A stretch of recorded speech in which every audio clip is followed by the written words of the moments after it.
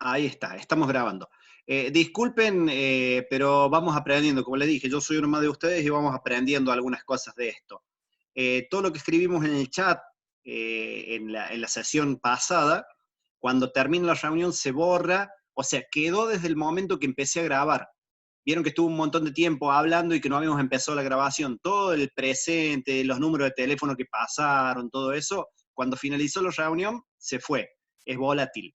Así que, por favor, pongan de nuevo el presente y el que había puesto el número de teléfono, pónganlo, que ahora como se estaba grabando, ya me va a quedar ahí grabado en el chat.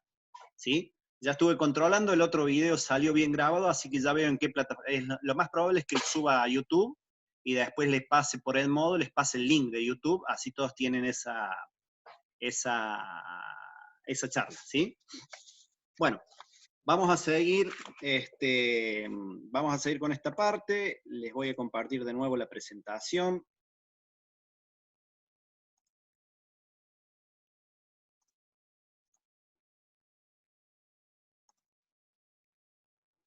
Vamos con la presentación. ¿Están viendo ahí la presentación? Perfecto. Sí, sí. Habíamos dicho entonces que habíamos hablado de estructura formal e informal. La formal es la que organiza formalmente, digamos, a una empresa. Y la informal es más la que es atribuible al comportamiento de las personas. Dentro de la...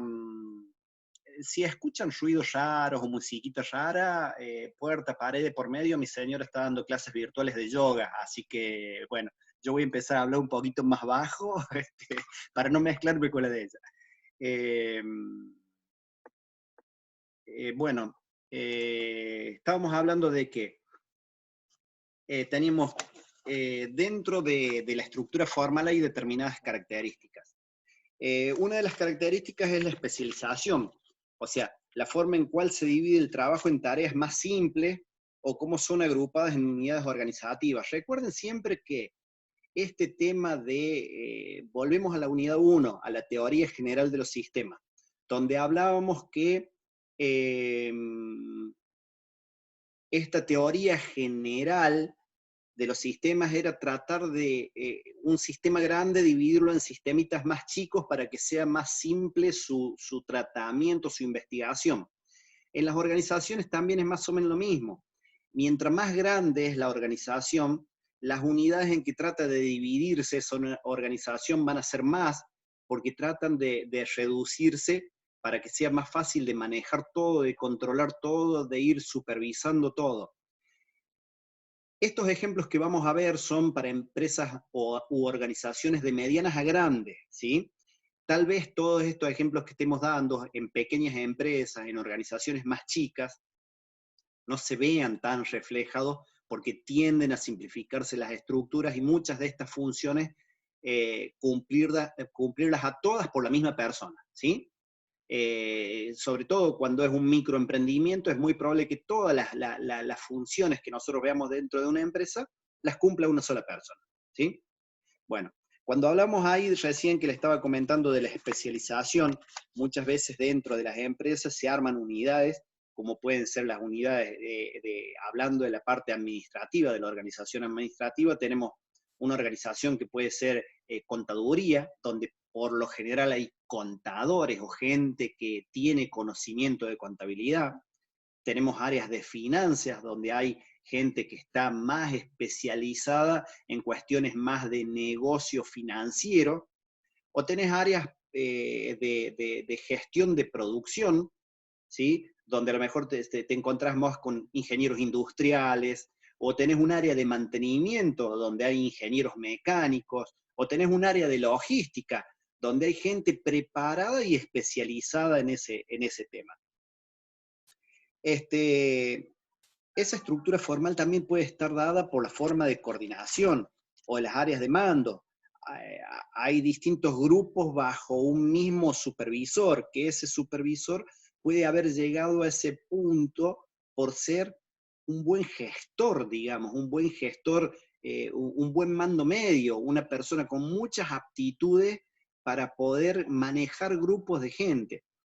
En eso van a haber muchas cosas en las empresas, van a haber muchas cosas en las organizaciones donde personas que han empezado como empleados rasos, como operarios, y han sido muy buenos operarios, muy buenos empleados, y de pronto los han promovido para ser un mando medio, un jefe, un supervisor, pero no se los preparó para tener gente a cargo. Entonces por ahí tomamos un muy buen empleado, que era un excelente empleado, y lo convertimos en el peor supervisor. ¿Por qué? Porque tenía mucho conocimiento de la organización, del manejo, pero no sabía guiar o gestionar gente o tratar gente, ¿sí? Entonces, en eso hay que tener mucho cuidado siempre, porque que sea un buen empleado no significa que va a ser un buen mando medio, ¿sí? Porque tiene que tener claro este tema justamente de la coordinación de tareas, que muchas veces no es conocer todo el proceso, sino saber cómo hacer que el proceso funcione, ¿sí? Y la formalización es el grado de estandarización de las actividades y la existencia de normas, procedimientos escritos y la burocratización. Cuando hablamos de burocratización, acá hay un punto fundamental. Todo el mundo que habla de burocracia, por lo general lo imagina, lo relaciona con un mal hábito. Cuando uno habla de burocracia, cuánta burocracia, esto es muy burocrático. En realidad en una organización lo mejor que puede pasar es la burocracia. Porque burocracia significa cumplir ciertos pasos establecidos para lograr un objetivo. Entonces, si esos pasos están, como hablábamos en el punto anterior, identificados, definidos, documentados e informados,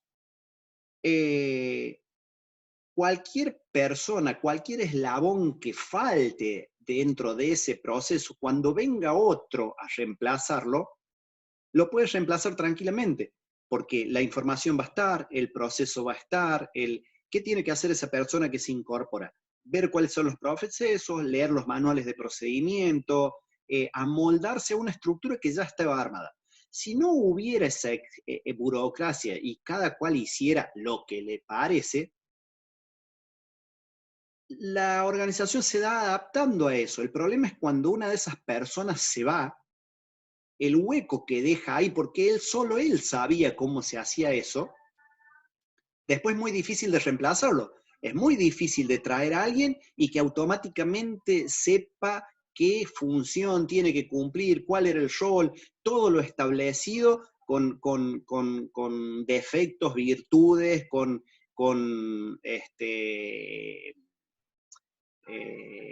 obligaciones y derechos, digamos.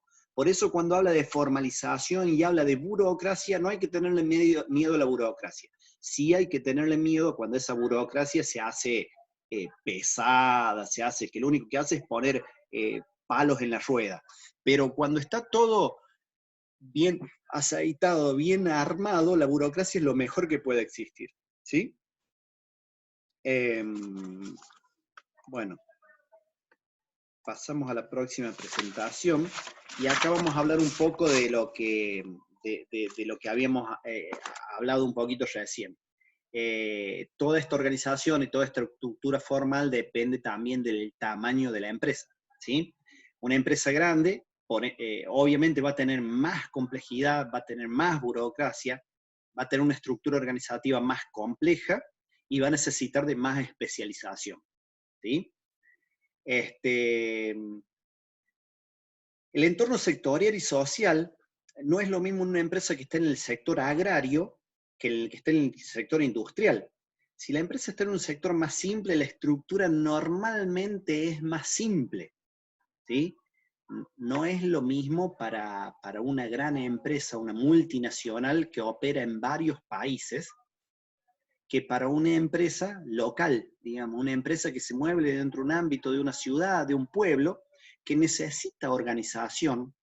Es fundamental tener organización, pero una organización a medida del negocio que está manejando.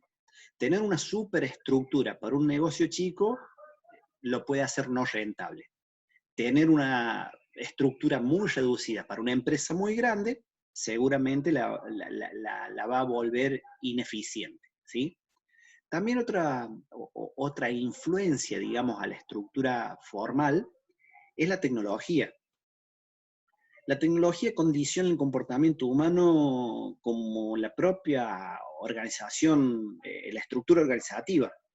Con la automatización y la convivencia de personas con robots, por ejemplo, que es hacia donde va la tecnología, a tener sobre todo en entornos productivos, en fábricas, cada vez más hay más automatismos, más robots. En las mismas casas ya hay aparatos con Internet de las cosas.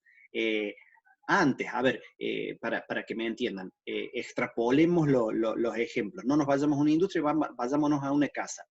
Antes lo mejor una mujer en el campo se levantaba a las 6 de la mañana y lo primero que hacía era amasar el pan, para después prender fuego mientras lo dejaba leudar, irse afuera, prender el horno a leña para que se vaya calentando, y una vez que estaba listo, llevar ese pan bueno, a lo mejor les llevaba toda la mañana organizarse para que al mediodía hubiera pan en la mesa de la casa.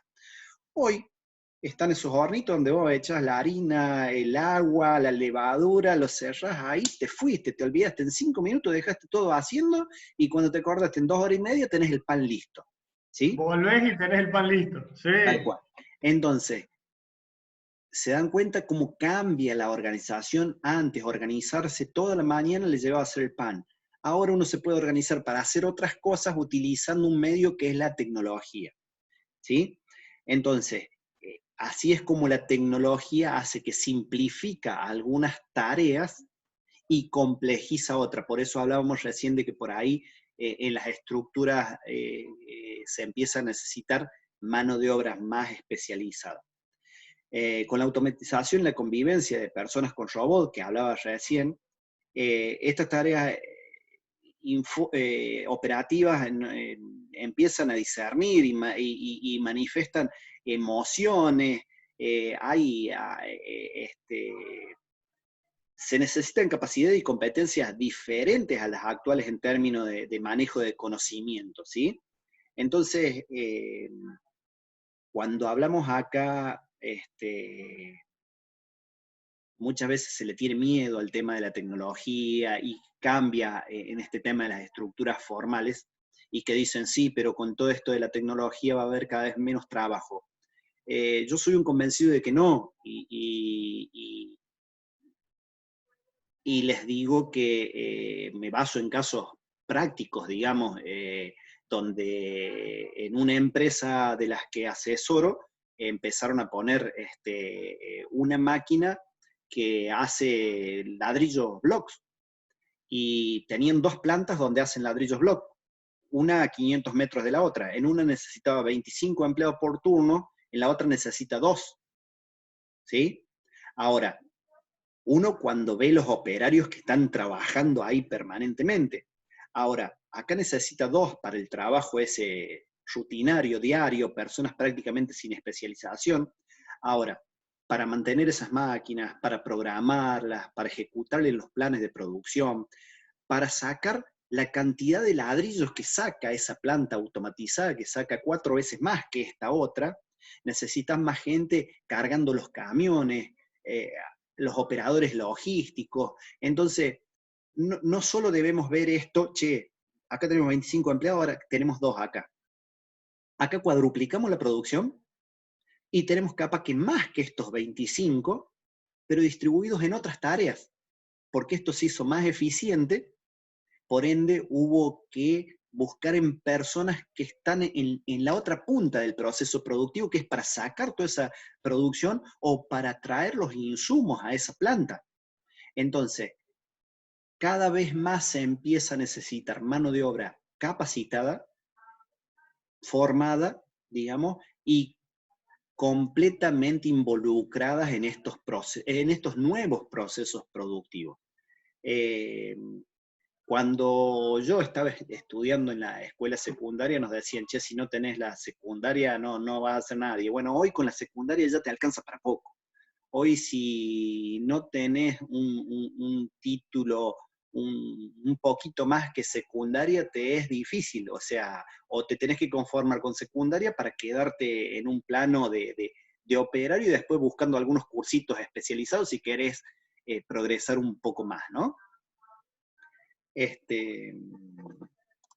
Bueno, volviendo al tema de la estructura informal,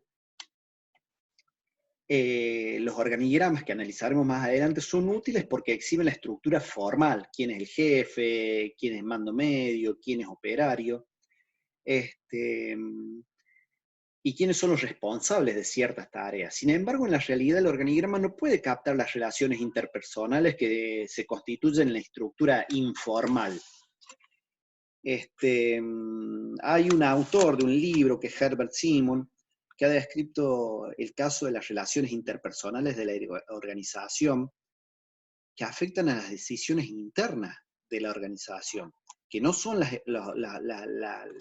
estructuras formales, y no aparecen en el plan formal, y no son congruentes tampoco con él. Por ejemplo, en un momento de gran actividad, de mucho consumo, de una empresa, a ver, como puede ser Aladio, tomémosla como ejemplo, con la producción de electrodomésticos, y por favor, chicas, mujeres, no se me enojen, pero vamos a tratar de trabajar con la realidad. Viene el Día de la Madre, y muchos les regalan electrodomésticos, ¿está? Entonces Aladio se pone contento porque vende en ese momento muchos electrodomésticos, y seguramente es un Es el torbellino. último granito del año, el Día de la Madre. Entonces viene ahí una cosa que todos se vuelven locos porque hay que sacar la producción, que esto y lo otro.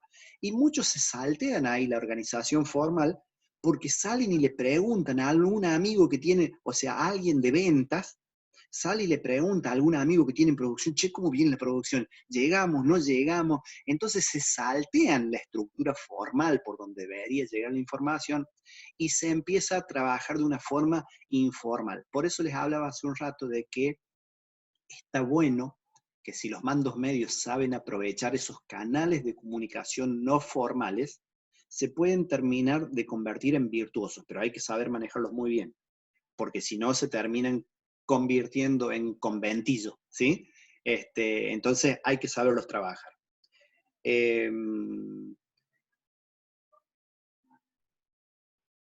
Además, bueno, quien haya trabajado en una organización conoce la importancia que tienen las secretarias, por ejemplo. Las secretarias por lo general se enteran de todo, saben todo y de primera mano. Muchas veces uno va a una reunión y ya tiene datos de lo que se va a hablar en una reunión porque alguna secretaria ya comentó algo. Uno de los primeros estudios de esta estudio formal, digamos, de las estructuras informales, lo hizo Chester Bernard, y señaló que las relaciones informales ayudan a los miembros de la organización a satisfacer sus necesidades sociales y a hacer las cosas. A ver, nosotros dentro del instituto, que tiene una estructura formal, no pudimos, por ejemplo, llevar a cabo este año, y eso nos preocupó porque estaba bastante bien organizado, el hecho de que en el cursillo nos juntáramos, cuando estábamos terminando el cursillo, había organizado como una choripañada, algo entre alumnos y profesores. Bueno, la intención era justamente esta, de generar una estructura informal donde la relación, digamos, no sea esa de director, profesor, celador, alumno, sino crear un vínculo que nos permita comunicarnos de una manera fluida, en confianza, con respeto, delimitando las áreas y sabiendo que hay una estructura formal, y que cada vaca va a su corral, ¿no? Pero sabiendo que después, entre medio, hay una linealidad donde todos podemos hablar, todos podemos sentirnos en confianza de consultarnos, de establecer otros vínculos. A ver si pasamos a la próxima. Bueno, Cuando uno habla de crear una organización, y esto no solo lo tomen de que no, yo jamás voy a crear una empresa o jamás voy a hacer una organización, no, cuando hablamos de organización, hablamos desde una organización hasta la más mínima, hasta de organizar un equipo de trabajo. Ustedes muy probablemente en un futuro no muy lejano estén trabajando en algún lugar donde tengan que trabajar en grupo. Una de las intenciones que no hemos podido llevar a cabo por este tema de la no presencialidad, yo siempre les dije al principio que mi intención era que investiguen mucho, que chequen fuentes y que aprendan a trabajar en grupos. Bueno, se ha hecho muy difícil, no quiero sobrecargarlos con el hecho de que encima trabajen en grupo virtualmente. Algún trabajito vamos a tratar de hacer, pero no quiero sobrecargarlos con eso.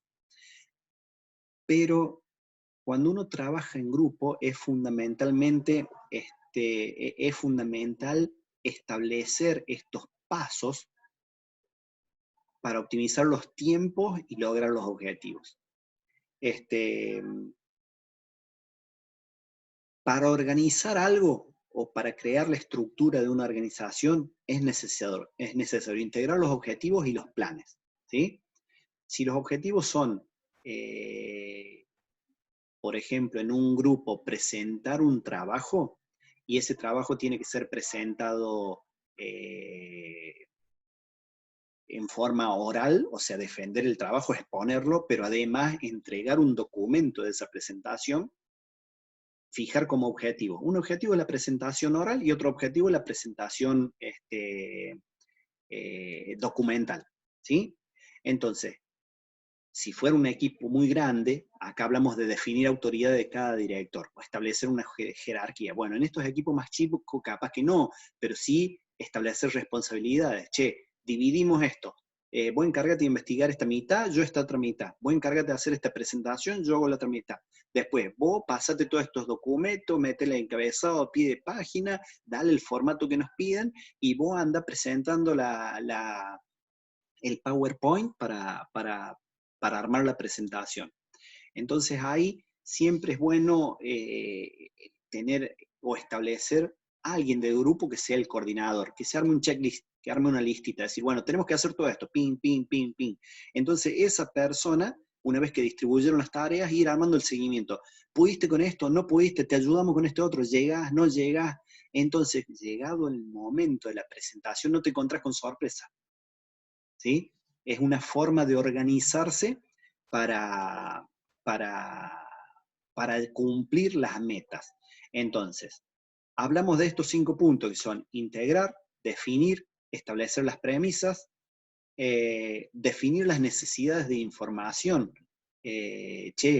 Si yo les di un trabajo de investigación, asegurarme previamente que esa información esté disponible en un libro, en internet, en una biblioteca, a donde sea, o sea, decirle, che, la información está en estos lugares.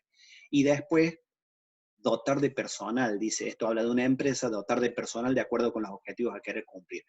Un poco nos volvemos atrás a donde hablamos de los objetivos cumplibles, ¿sí? No puedo establecer un objetivo si no voy a tener las cantidades de personas, digamos, para cumplir ese objetivo, o de la máquina necesaria para poder cumplir ese objetivo. Supongamos, volviendo al caso de Aladio, el objetivo es hacer 1000 piezas de plástico de este modelo y 2500 piezas de plástico de este otro modelo. Y las programamos todas para la semana que viene, pero resulta que tenemos disponible una sola inyectora. No lo podemos cumplir, ¿sí? O hacemos una, o hacemos la otra. O traemos otra inyectora para poder hacer las 2 piezas al mismo tiempo. O reprogramamos y decimos, bueno, esta la hacemos esta semana y la otra la semana que viene, ¿sí? O sea, siempre hay que ver la disponibilidad de recursos. Bueno, como características de la organización, las organizaciones pueden ser centralizadas, donde todas las decisiones están a cargo de la alta gerencia, digamos. Esto normalmente se da en empresas más chicas, en empresas donde una persona puede manejar todo.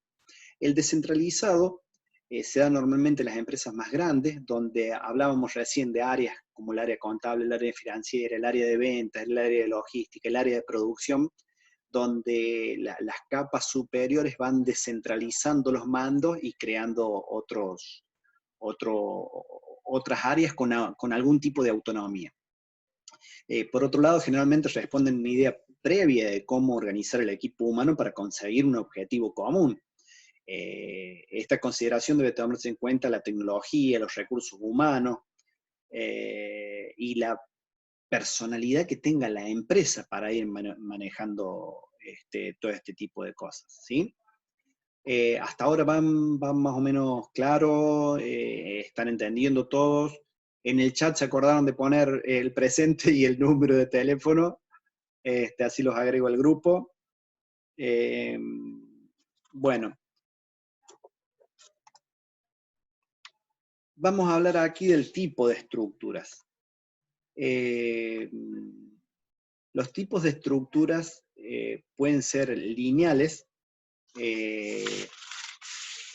Lineales es porque concentran toda la cadena de mando, digamos, solo en base a jerarquías. Es lo que, si alguien vio un organigrama, ven, como muestra acá el dibujito, a alguien que tiene una jerarquía superior a los que están abajo. Esta misma tipología se podría repetir hacia abajo y esta rama podría ser muy grande, digamos.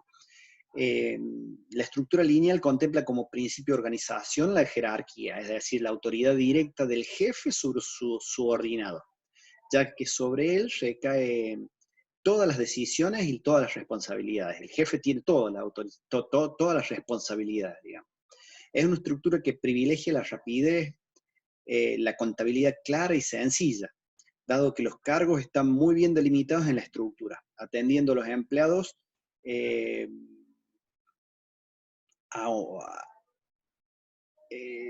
sin que queden dudas de quién es el jefe o a quién le tienen que rendir cuentas. Es el modelo preferido por las empresas pequeñas, las empresas pequeñas y que no, de baja producción, digamos, y que no tienen tanto capital humano, digamos. Esta es una estructura que la vamos a ver mucho en las organizaciones, pero que está tendiendo también a cambiar mucho, ¿sí? Ha quedado como, de alguna forma, obsoleta. Otra estructura que vamos a ver es la funcional, ¿sí? Propone la división de labores de la organización en unidades hiperespecializadas. Cada una al mando de un jefe independiente, que coordina su equipo de trabajo y permite la comunicación con los demás equipos. Es una estructura mucho más versátil que la anterior, mucho más flexible y cada vez más popular, especialmente para empresas de mayor envergadura y abundante personal. Acá dividimos los grupos de personas, de colaboradores, en grupos más pequeños, como vemos acá recién les hablaba prácticamente de estos mismos grupos, pero todos reportaban todos a una gerencia que era la gerencia general. En vez acá son áreas funcionales, donde, por ejemplo, hoy es muy común que en las empresas, las áreas de tecnología, de IT, de informática, y la de finanzas, estén a cargo de un director financiero. Antes, o en la lineal, era uno solo, y de ahí dependía cada una, pero ahora es como que se han aglutinado. Por ejemplo, la dirección, la gerencia de ventas, la gerencia de logística, la gerencia de atención al cliente, antes eran gerencias que dependían directamente de la gerencia general. Hoy es como que se ha creado un estrato superior donde todas esas dependen de una dirección comercial y tienen más interactividad entre sí y no van directamente a la cabeza de la empresa, sino que hay un estrato medio que va coordinando todas las funciones, digamos, ¿sí? Es más por función, y mucho más especializada que la anterior. Las ventajas de, de este tipo de estructura es que el reflejo lógico de las funciones se desarrollan en la empresa, o sea, todos los servicios están bien identificados y distribuidos dentro de la empresa. Con esto se logra mucho más eficacia o mucho más eficiencia que con el método anterior, digamos. Después tenemos otro tipo de estructura, que es el que normalmente se llama de staff. Y este está muy de moda ahora, porque como hablábamos al principio de que se necesita cada vez más especialización en las áreas, van a ver que acá ven esto que está en celeste. Bueno, lo que está en celeste se mantiene dentro de la empresa. Este especialista en arquitectura, Diego Ballesteros es el director del área de tecnología, ¿sí? Y mantiene dentro de la empresa un especialista en arquitectura de proceso y desarrollo y un especialista en gestión y riesgo de calidad. Pero estos que están en marrón ya no son empleados de la empresa, sino que se los contrata a un tercero. Entonces, cuando necesitas un especialista en desarrollo web, lo contratas y contratas una empresa que tenga mucho expertise en este tema en particular, o a uno para administrar las bases de datos. Entonces, de pronto, bueno, no te gusta cómo te desarrolla esto en la web, le decís, listo, tráeme otro, porque no es empleo tuyo, vos estás contratando una empresa para que te dé los mejores servicios. Entonces, por ejemplo, y volviendo al caso de Aladio, Aladio tiene una página web como un recurso para apoyar el negocio, que es la fabricación y venta de electrodomésticos. Pero ¿de qué le sirve a Aladio tener el mejor desarrollador web si el negocio de Aladio no es ponerse a hacer páginas web, es una página web? Entonces, me hizo la página web, y después, ¿qué voy a tener esa persona súper capacitada simplemente para mantenerla? No tiene sentido. Entonces, todas esas tareas que son muy especializadas y que no son parte del objetivo primordial de la empresa, se empiezan a tercerizar. Y estas son las estructuras de staff, donde empiezan a figurar dentro del organigrama, pero no necesariamente son empleados de la empresa quienes cumplen esas funciones o esos objetivos. ¿Sí?